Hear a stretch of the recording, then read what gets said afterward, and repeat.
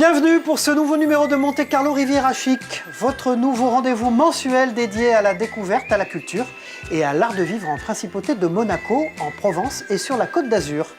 À travers 4 reportages, cette émission s'intéresse à l'actualité du moment dans des domaines très variés, parfois insolites, mais toujours résolument tendance et à l'affût de la nouveauté, qu'elle soit culturelle, gastronomique ou économique. Au sommaire de ce deuxième numéro, nous partirons à Cannes à la rencontre de Philippe Chariol et de son épouse Marie-Olga, qui nous parleront de la réussite des montres Chariol à l'instar du célèbre modèle Saint-Tropez. Puis nous vous emmènerons à Monaco à la découverte du chef bio Paolo Sarri, unique chef d'un restaurant 100% biologique et étoilé au guide Michelin, qui a signé un accord d'exclusivité avec Eric Rinaldi, le dernier pêcheur de la principauté de Monaco. Nous nous rendrons ensuite au Monte Carlo Bay à la rencontre de Laurent Chagnard, qui nous parlera de sa passion pour le mobilier de luxe à la fois d'extérieur et d'intérieur. Après quoi, nous nous arrêterons dans le quartier du Portier à Monaco, où nous reviendrons sur l'inauguration du restaurant Le Sansset, qui a eu lieu en présence de son Altesse Sérénissime, le Prince Albert de Monaco. Puis nous terminons ce magazine avec l'agenda de Monte Carlo Riviera Chic, qui nous proposera chaque mois une sélection d'événements et de manifestations en cours ou à venir sur la Côte d'Azur. Mais il est l'heure à présent de vous présenter Philippe Chariol, créateur de montres et bien plus encore. Philippe Chariol est un entrepreneur français qui a créé en 1983 une marque internationale de luxe éponyme, spécialisée dans les montres suisses, les bijoux et les accessoires de mode. Nous l'avons rencontré à Cannes pendant le festival de cinéma avec son épouse Marie-Olga, directrice des relations publiques de cette société. Après avoir fait ses classes chez Cartier, Philippe Chariol a fondé son entreprise familiale à Genève. Il a su construire un univers unique, personnel, dédié aux montres de luxe et à la haute joaillerie, mais aussi aux parfums, aux lunettes de luxe et à la maroquinerie. J'ai commencé à travailler dans le vin. Et puis un jour, j'ai rencontré par l'intermédiaire d'une amie quelqu'un dans le groupe Cartier. J'ai participé au développement foudroyant des ventes aux Japonais et des ventes au Japon. Et donc j'ai vécu pendant des années essentiellement en Asie jusqu'au jour de mes 40 ans où j'ai décidé que j'avais assez donné aux autres et que j'allais m'exprimer moi-même. Et donc j'ai créé ma propre marque. Je n'avais pas pensé à mon nom et j'ai commencé à prendre des noms grecs qui avaient un rapport avec le temps, etc. Et puis chaque fois c'était déposé. Donc j'ai décidé d'utiliser mon nom puisqu'on peut toujours le faire. Et donc j'ai démarré ma société à Genève. Je suis un entrepreneur indépendant, privé, très familial. Il y a ma fille qui travaille, il y a ma femme qui travaille. Nous sommes une famille. À peu près à Genève, une trentaine de personnes qui travaillons pour cette marque. Voilà, c'est une petite famille, mais en même temps, c'est quand même une famille conséquente pour un entrepreneur qui est seul, hein, qui n'est pas soutenu par un groupe. Je suis très admirative, voilà, très admirative de ce succès continu. J'ai découvert la marque tout simplement en cherchant une montre. Pour moi-même. Mon choix s'est porté sur la marque Chariol. En fait, c'était une marque que je ne connaissais pas. La rencontre avec cet homme qui, par hasard, était le créateur de la montre que je portais, a chamboulé ma vie. Nous sommes actuellement à Cannes et à Monaco. C'est un moment de l'année, le festival, la Formule 1. Voilà, il y a une concentration de journalistes importants. Il y a une concentration d'artistes, de personnalités, que je rencontre aussi également personnellement. Depuis quelques années, je rencontre des blogueurs, des blogueuses qui écrivent sur leur site. Ils prennent des photos, donc c'est des photos instantanées. Je suis toujours très admirative parce que c'est des jeunes femmes très à la pointe de la mode, de la tendance. Donc quand on leur plaît, c'est une grande satisfaction parce que c'est qu'on est dans le mouvement. À Cannes, c'est l'occasion de les rencontrer puisqu'elles viennent à Cannes. Elles montent les marches, elles aussi. Les jolies robes, les paillettes, tout ça, c'est magnifique. Donc voilà, on est une équipe familiale entourée de brillants collaborateurs. L'activité principale global en termes de chiffre d'affaires, de profit est basé sur des montres qui ont un look très particulier. J'ai inventé, officialisé une montre féminine à laquelle est attachée une petite chaîne. J'avais remarqué que beaucoup de femmes mettaient des petites chaînes en or avec leur montre. Donc j'ai associé les deux et j'ai créé une montre assez bijou que j'ai nommée Saint-Tropez après avoir bien entendu déposé le nom dans la plupart des pays du monde. Et aujourd'hui, cette montre Saint-Tropez est le modèle le plus vendu dans la gamme des produits horlogers Chariol. Une montre féminine, très charmante, équipée toujours du fameux bracelet câble qui est l'ADN de la marque. Avec les montres, on est dans du moyen haut de gamme. La marque a des points d'ancrage très forts dans de nombreux pays, particulièrement en Amérique, au Moyen-Orient et dans l'Asie du Sud-Est. On a environ 300 magasins à travers la Chine, dans les department stores les plus connus. Aujourd'hui, je suis moitié ici, moitié ailleurs, parce qu'en fait, il y a le Grand Prix de Formule 1 que j'aime bien, et puis il y a une course au Castellet où je vais courir après-demain. Je fais des courses depuis des années. Je vis dans un baquet presque, mentalement surtout, quoi.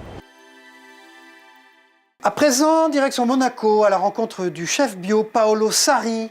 Aux commandes de l'un des 5 restaurants du Monte Carlo Beach, Paolo Sarri impose une règle absolue, le bio à 100% pour tout ce qui entre dans la cuisine. Avec son association, le chef bio vient de signer un accord d'exclusivité avec Eric Rinaldi, le dernier pêcheur de la principauté de Monaco. Au petit matin, à 400 mètres au large de son restaurant, Paolo Sarri lève les filets tendus la veille par son ami Eric. Son engagement pour des produits biologiques et locaux s'inscrit toujours dans le même objectif, protéger la nature et la santé des consommateurs. On a monté les filets juste là. À 5 mètres de restaurant, on a nos poissons.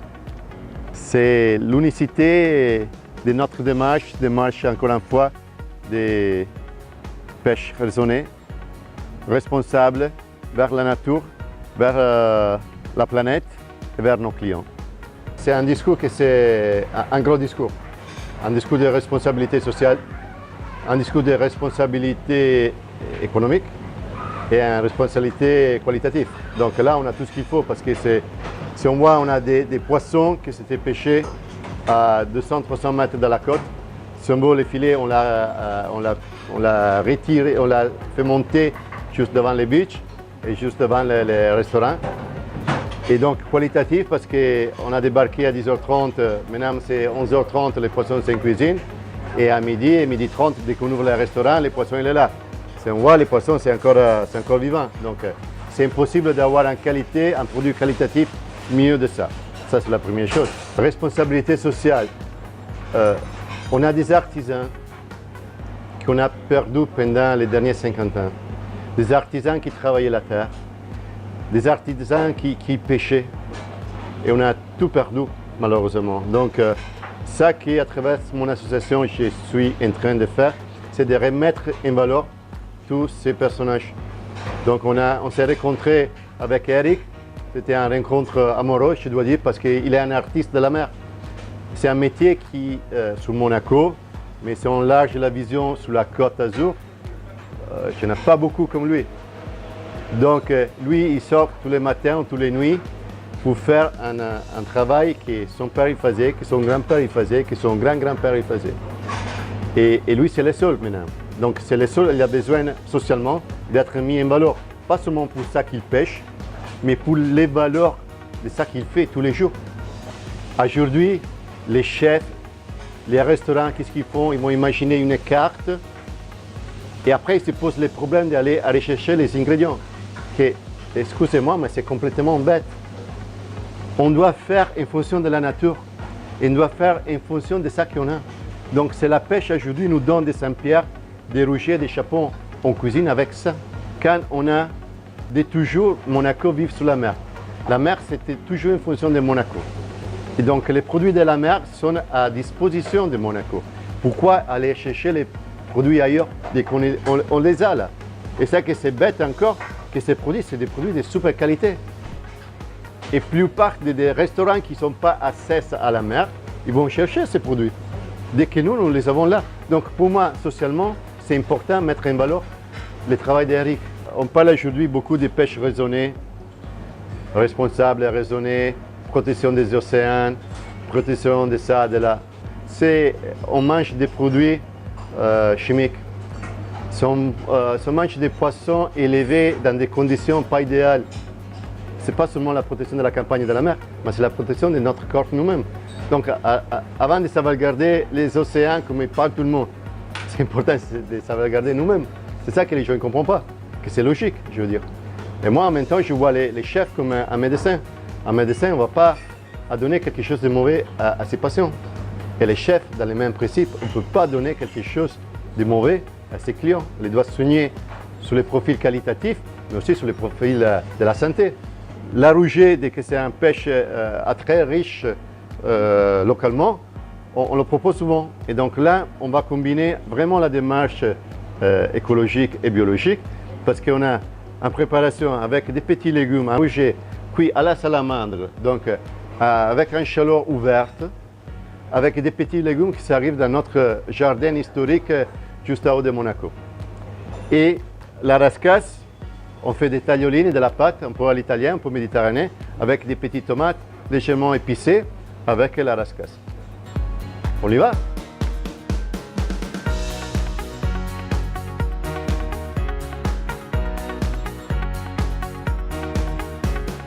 Nous partons à présent à la rencontre de Laurent Chagnard, le fondateur et directeur artistique de Sérénité Luxury Monaco. La marque crée et fabrique du mobilier haut de gamme pour les plus grands professionnels du luxe comme le Monte Carlo Bay, le Monte Carlo Beach, l'Hôtel de Paris ou les Thermes Marins à Monaco et bien d'autres établissements à Paris, Miami, Los Angeles, au Mexique, en Russie ou encore en Asie.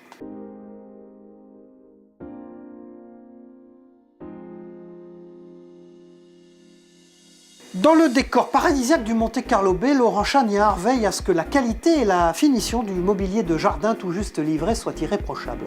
Son exigence a construit la réputation de sa marque qui développe sans cesse aujourd'hui de nouveaux produits uniques et sur mesure pour une clientèle internationale. J'ai créé Sérénité Luxury dans les années 2008, à la suite de plusieurs voyages, puisque bon, j'étais pas du tout dans cette activité. Et c'est en voyageant, en observant les gens, et comme j'adore recevoir, je pensais créer des environnements pour un bien-être ou un confort optimal. Et de fil en aiguille, je me suis lancé dans ce secteur en commençant à dessiner, en créant des produits totalement sur mesure, en innovant, en recherchant des matières premières totalement différentes de ce qui existait sur le marché. Et petit à petit, j'ai créé ma marque, élargi ma marque, et aujourd'hui, c'est 98% de notre clientèle qui est du secteur hôtelier haut de gamme.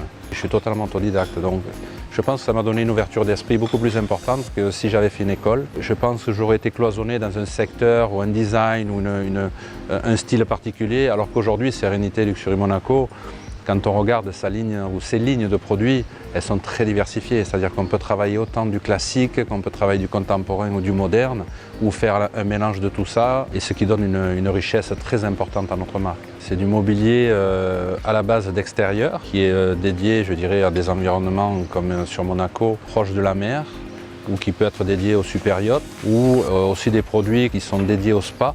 Et depuis un an maintenant, nous avons attaqué le secteur du mobilier d'intérieur sur lequel il manque beaucoup de choses, notamment du service, de la création personnalisée par rapport au type d'hôtel et aux besoins. Et nous avons aujourd'hui une gamme très étendue et nous sommes capables de créer pour des hôtels complets, autant de l'extérieur à l'intérieur. Le Monte Carlo Bay est un hôtel assez imposant sur Monaco et surtout qu'il y a une architecture très particulière. Donc il fallait adapter un mobilier spécifique pour ça, dessiner, créer, imaginer, qu'il ne soit pas trop imposant, facile à entretenir, qui apporte un confort maximum à sa clientèle.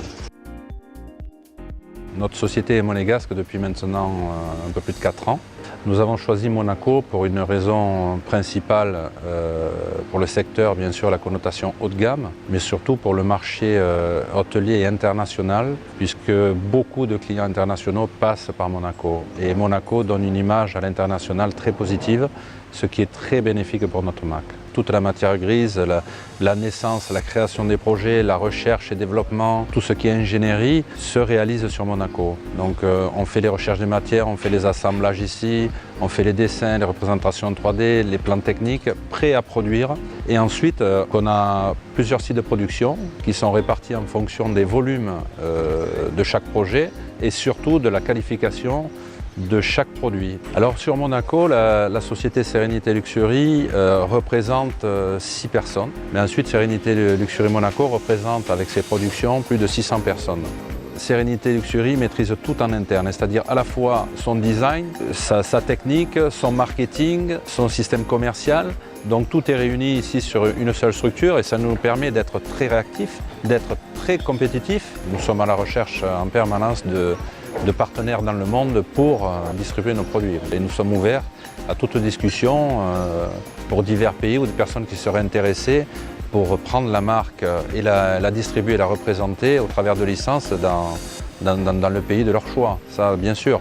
Et ces personnes-là qui sont ouvertes sur des secteurs hôteliers comme sur des secteurs de distribution, on va dire, spécialisés ou pour le particulier. Le luxe, le confort, faire plaisir aux gens, donc je suis passionné par ça, donc c'est le bien-être.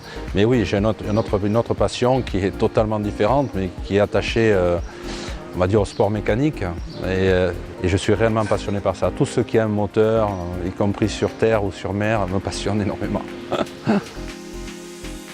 Nous restons à Monaco dans le quartier du Portier où vient d'être récemment inauguré le Sensei, ce restaurant dirigé par Jean-Pierre et Alberte Escande et qui a pour vision de mettre au centre de ses préoccupations les saveurs du terroir et le confort de ses clients.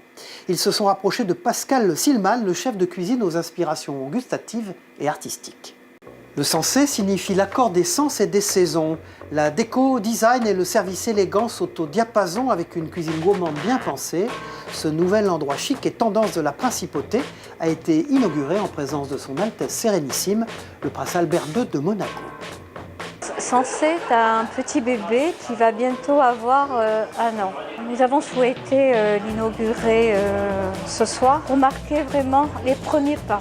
Puisqu'un bébé, il faut d'abord lui apprendre à marcher. Au départ, nous sommes partis sur une cuisine un peu gastro par rapport à l'établissement. Et puis, on s'est rendu compte que ce n'était pas la peine vraiment de faire du gastro. Et maintenant, nous avons ciblé davantage une cuisine bistronomique avec des plats comme la bouillabaisse impériale, le soufflé. C'est le péché mignon de ces dames. L'esprit du Sensei, le Sensei sens et saison, le Sensei qui était un diminutif de ces 2 mots. Nous avons voulu ici y créer une cuisine essentiellement produite maison, de produits frais, de région. Agriculteurs, petits pêcheurs, éleveurs. Nous travaillons en collaboration avec ces gens-là tous les jours. Et c'est eux, il ne faut pas oublier que derrière une grande cuisine, il y a toujours de grands producteurs ou de grands éleveurs qui chaque matin se lèvent, travaillent pour nous apporter les plus beaux produits. Je suis présidente de cette association de l'artisan du goût. En principauté, nous avons copié ce qui se fait en France. En France, c'est maître restaurateur et nous avons voulu lancer l'artisan du goût. Ça a été créé avec des cuisiniers comme Joël Garot, Joannès et des cuisiniers de petits établissements pour prouver que tout le monde pouvait appliquer cette charte. J'ai fait une carrière sur Monaco, bien sûr, et dans la région azurienne, et notamment sur la Côte d'Azur, que ce soit la Chèvre d'Or, le Bellerive en tant que chef exécutif, Roger Verger à l'époque, Jacques Maximin, donc de belles tables, de beaux fourneaux, de beaux maîtres culinaires qui m'ont fait grandir dans ce métier, notamment au niveau de la technique culinaire méditerranéenne, qui me sert encore aujourd'hui. La boulangerie, c'est quelque chose qui me tient à cœur depuis très longtemps. C'est un beau travail d'avoir son pain au quotidien, son propre pain, midi et soir. Le pain du midi n'est jamais resservi le soir et nous faisons 2 fournées par jour. Et on nous demande souvent, en fin de repas, est-il possible d'emmener le pain à la maison? Et ça, voilà, c'est quelque chose qui est une belle marque de qualité et de reconnaissance du travail fait ici. Aujourd'hui, j'aime cuisiner pour elle, la femme. Alors, pas que, mais bien évidemment, cette cuisine aujourd'hui, du fait qu'elle soit méditerranéenne, cuisine light, cuisine de goût, mais qui doivent non seulement nous faire du bien aux papilles, tout en se faisant du bien au corps. Et ça, c'est très important. La recherche pour un chef, ça ne s'arrête jamais.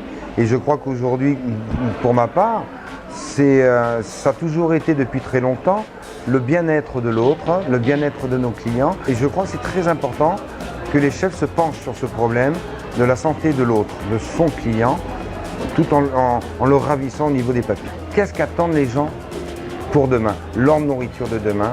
Ça, je crois que c'est un vrai challenge pour les chefs, en tout cas pour moi.